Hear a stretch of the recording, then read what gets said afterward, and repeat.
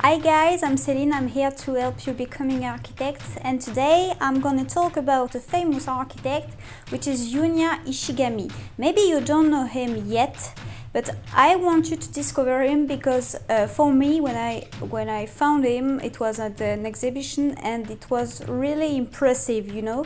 I called him the dreamer architect. I will present you 3 projects. You will see that these projects are not only dreams. These projects are real. Maybe after this you want to become an architect because his work is really original and quite fantastic. So let's start now.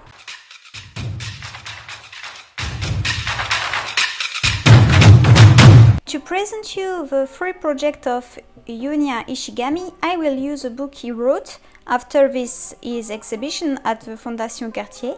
It's called Freeing Architecture. The first project is called House with Plants. You would ask, why house with plants? Maybe it's a house with a garden. But actually, this project is really original because the garden is not outside of the house. The garden is inside, is in the house. There is no differences between the garden and the house, as you can see on this picture. This is really interesting because you can see that you can live within a garden.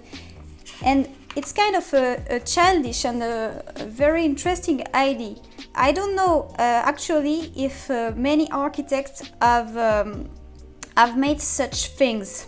And you see on these drawings that Ishigami is not afraid of mixing the current furniture that you can have in a house with trees, with plants, and this universe is quite fantastic.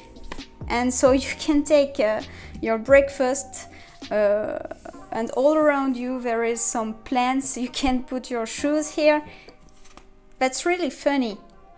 In fact, you see this link between what is inside and outside is quite typically Japanese. In the Japanese architecture, you can see, for example, in the work of Kengo Kuma, in Japanese architecture, there is no such a big difference like in Occidental architecture between what is outside, the nature, and what is outside. And you will see in the second project, which is a visitor center in the Netherlands, that in fact the project is really discreet because it's here.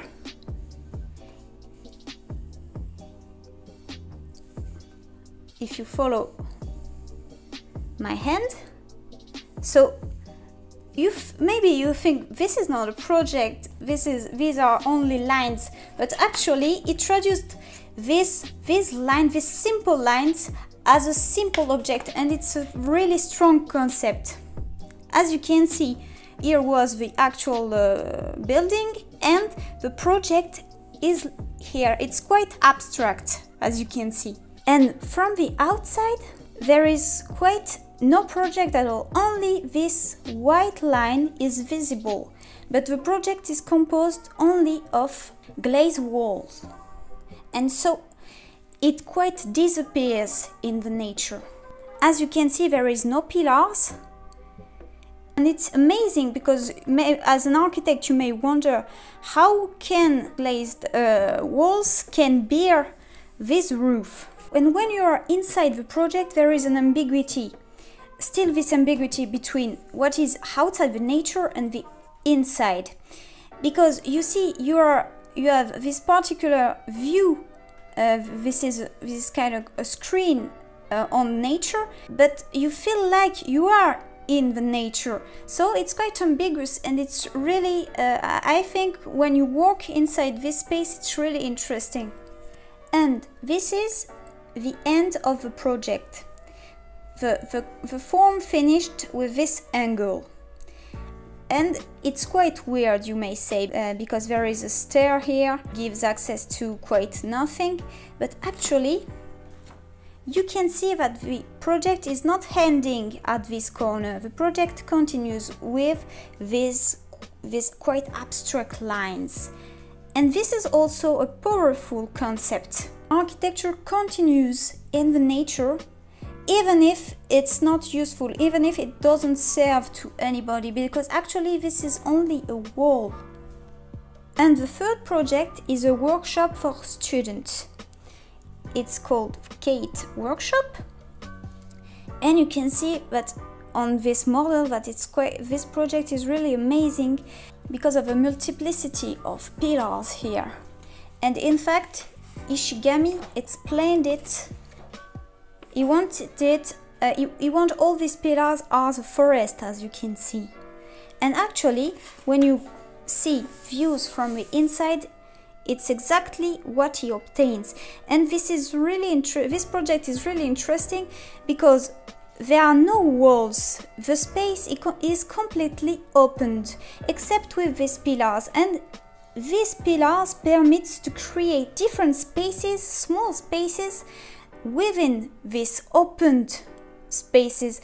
There are they create limits inside the volume, but these limits are really discrete. This is not like a wall, which is in fact an obvious limit. When you have a solid wall, you can do nothing with it. When you have such pillars, you can change the space whenever you want. And also, this is a strong concept. Okay, this video is finished. I hope you enjoyed it. Don't hesitate to leave some comments and questions. Also, I wrote an article about Ishigami. You can find this article in my new application if you upload it. This application is called Archivoce. And in fact, it's composed of many articles that I wrote every day to permit you to be informed very easy on your phone. Also, I remind you that there is our learning platform where you can find a course about how to make a portfolio in one day. Also, if you are an architecture student, you can join the Facebook group Be an Architect. All the links are in the description. I'm leaving you guys and I see you in the next course. Bye!